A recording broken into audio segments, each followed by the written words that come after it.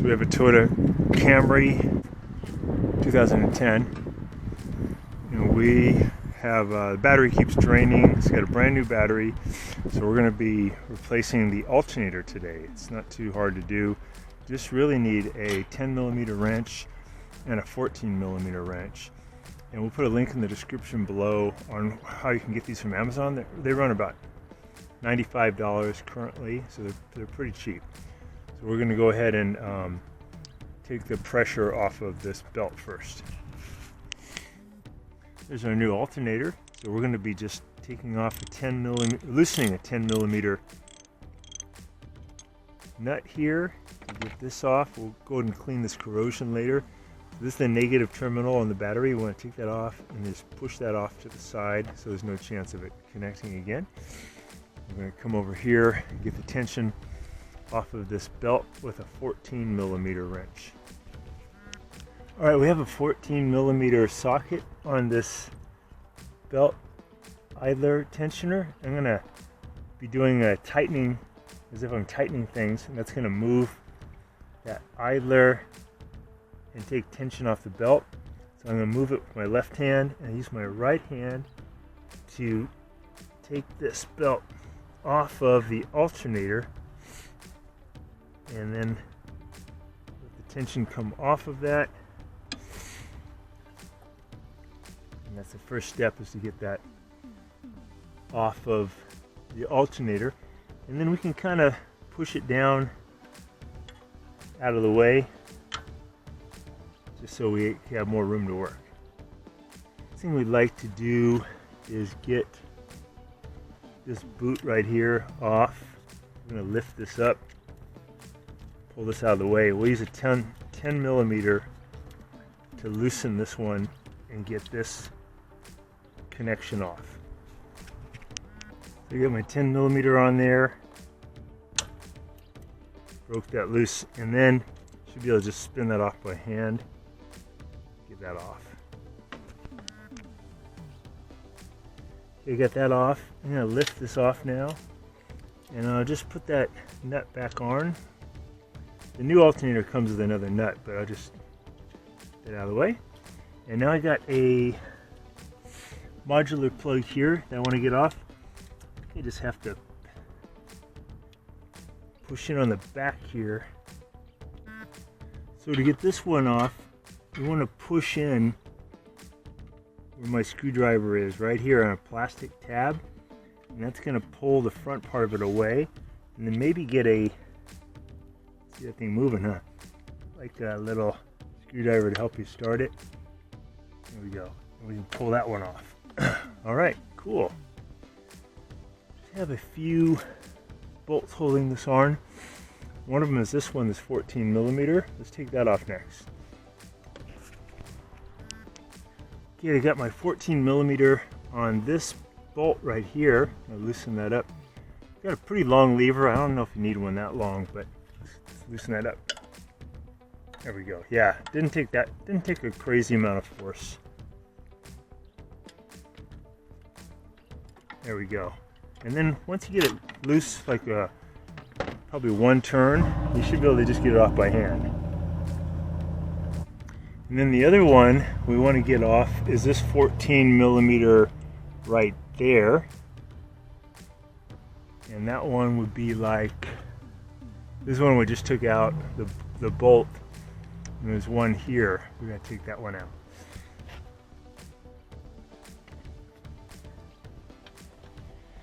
The same thing, I got that pretty big lever to help me loosen it. It's probably about 34 pounds of torque from the factory. It's not too bad. And we can get that right off. It's right there. So I switched to a smaller ratchet, and you can feel it's very loose already. So we get that one out, and we should be able to get the alternator off at that point, so it shouldn't take very long at all. So we've got the belt off. We took off the electrical connectors. We have these bolts ready to come out, and there's one more thing we do want to get off. You notice there's a 10mm holding this to the alternator, and we want to remove that 10 millimeter right there. Okay, so just loosening that 10 millimeter. Would be good too to squeeze in on this one and take this sensor connector off. Just so we get it out of the way, because it's going to make it easier for us to get this alternator out, so it's ready to come out. You got the 10 millimeter out, and I'm just going to kind of put this thing off to the side so we have a little more room to work. Push it over on this side of this hose. There we go. Okay. So looks like we're ready to go, you guys. Let's get these bolts out, and we can pull the whole thing out. I'll put this little 10 millimeter bolt back where it was so I don't lose it. This top one's ready to come out. And the symptom was that the battery just keep running low, and it's my son-in-law's car, and he got a new battery, but it kind of drew it down right away, so it's almost always going to be your alternator. So we got that big long bolt out. We got one 14 millimeter down here. Let's take that out next. Comes this bolt. That one's out. We got the two bolts. Grab it. Wiggle it a little bit. I'm going to put a big screwdriver in here and gently force it out. There we go. So it is good to have something like this, a little crowbar or screwdriver, help you break it loose. Okay, now I think I can get this thing out. Maybe here, maybe here. Let's see where we got an opening here.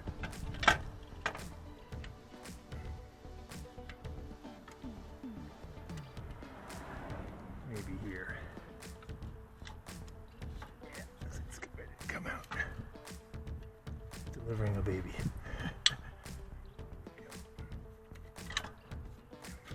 Okay. So we got the old one out. The new one, kind of get in the same position as the old one, like that. Let's transfer this 10 millimeter bolt that was in there back in. This guy out of the way. And now we just have to maneuver it into position.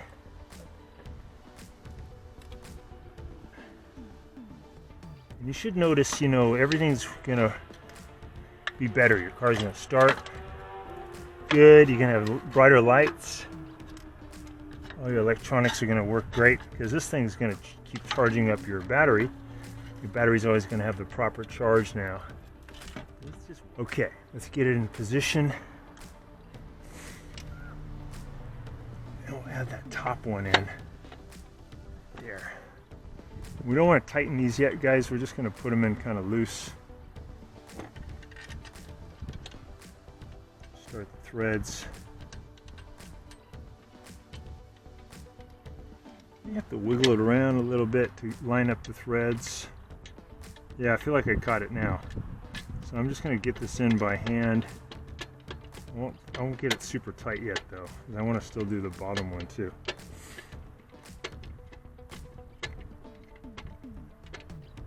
There we go. Okay, let's do the bottom one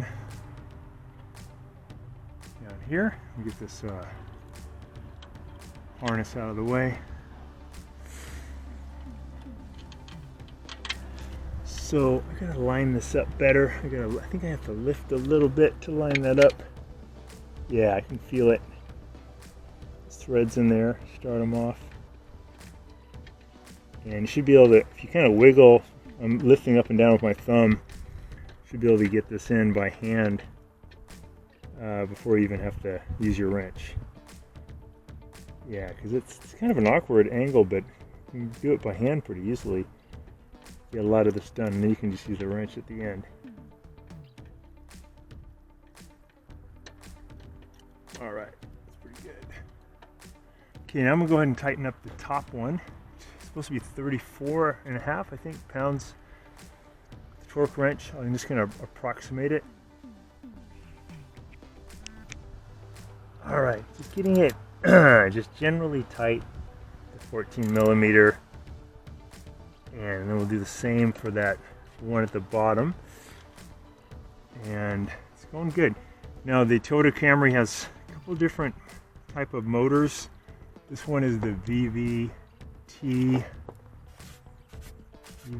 I believe is what they call it, the dual VVTi. I'll try to give you guys a better number on this one.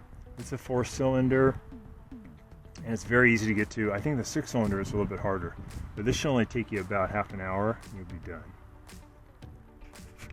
I'm gonna put that 10 millimeter in up here, guys, for the bracket wiring harness, and I'll just hold that all in place, get that tightened down. I'll put this little sensor wire back on. Make sure it clicks in place. Get my 10 millimeter.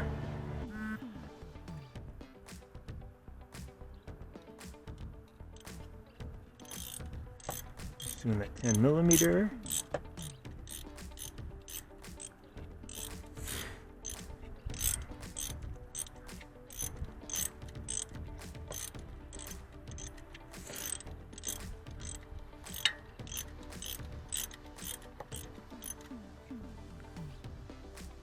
Just snug. Let's do this 10 millimeter. This is the one. It comes with its own nut. This is the one for this connection. You get that off. Let me go ahead and get this one on, and little slots that these metal protrusions have to fit into. So you want to make sure you get them into the slots, get that thing to sit really flat. And you put that nut back on there, 10 millimeter. And be careful not to get that one super tight, just snug, because it's in plastic and you could easily break it. No need to torque it way down.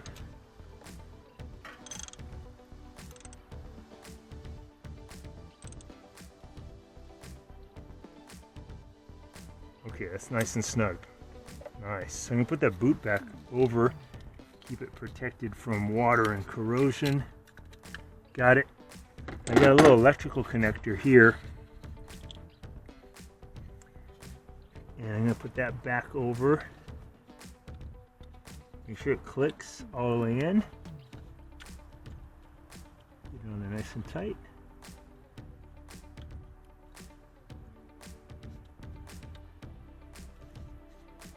Got it. You have to really wiggle that in as far as that one will go. Okay, cool. Let me just tighten up these 14 millimeters, get the belt back on there. I think we're done. Okay guys, I'm just gonna torque down that top 14 millimeter. Get it on there nice and tight. So again, it's supposed to be about 34.5, I think, pounds pressure per square inch.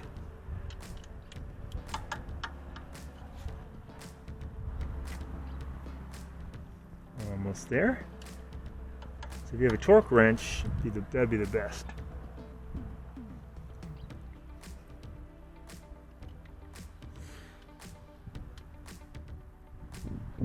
Got it. Okay, now we're going to do the bottom one. Same thing, same torque.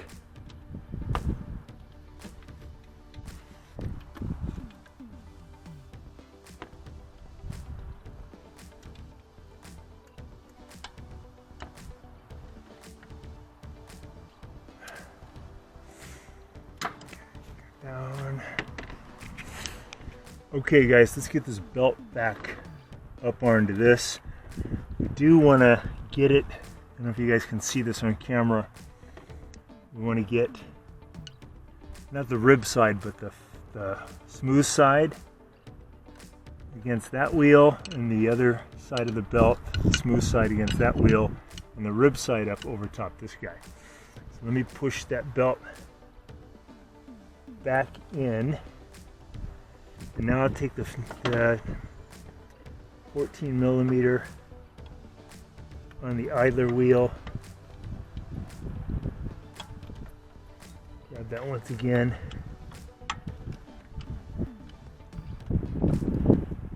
Pull that toward me. Okay, I'm going to pull with my left hand, get the idler wheel tension off to get this belt closer, and I'm going to pull it up over almost there. Pull a little further, there we go.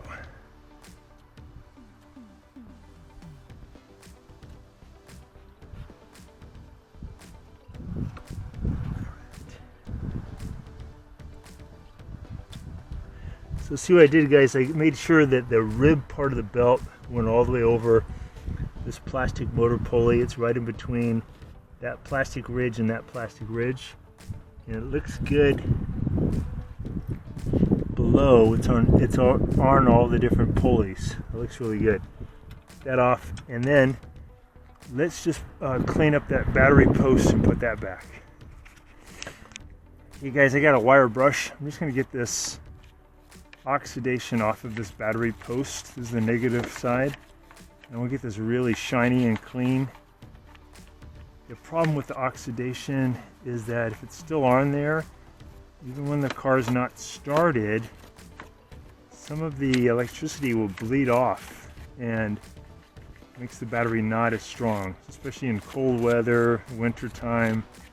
You want the best connection possible. And there's special grease you can get at the hardware store that helps prevent corrosion, or the auto parts store when you put a battery on.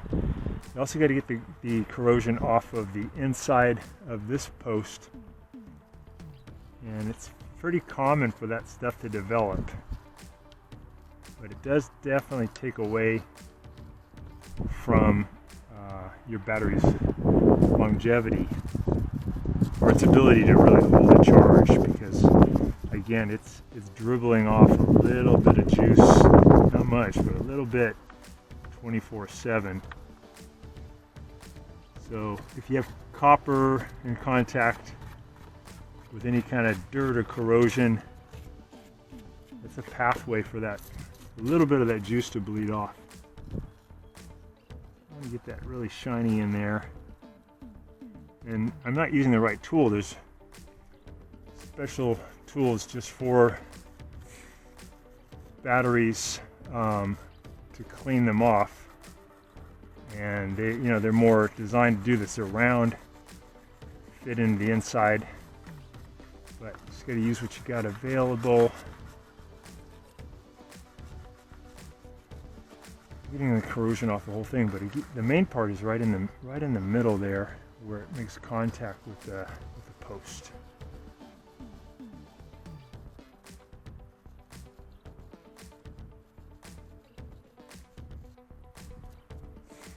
And don't feel bad if yours has this, because it's pretty ubiquitous. Like pretty much every battery, if it sits for a while, we get this problem. I believe, you guys can help me in the comments, but I believe it's because of dissimilar metals. And electricity goes through dissimilar metals. You got aluminum and you got copper, that you get that problem of corrosion buildup, like a chemical reaction.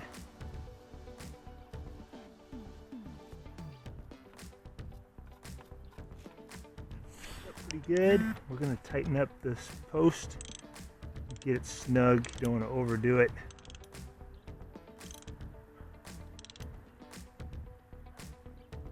Break. If you put too much leverage, you can break the post. Snug's good. Okay, so we got the battery back on. We've got this connector back on tight. We've got this connector back on tight with that 10mm holding the wire harness. We've got the two 14mm in there tight with the belt back on. Should be good to go, and this should give probably 7 or 8 more years of service before it needs to be replaced. So I don't think this is ever replaced. That's pretty good for how long it lasted. This positive terminal seemed a little loose, so when you put these on, try to get this to go down as low as you can on this post.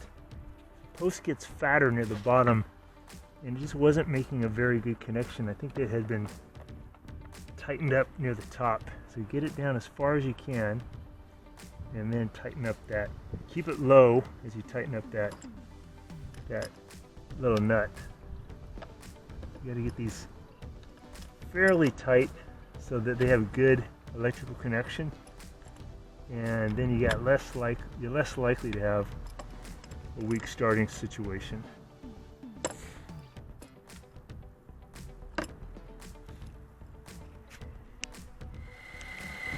Hey guys, we got it started with the new alternator in place.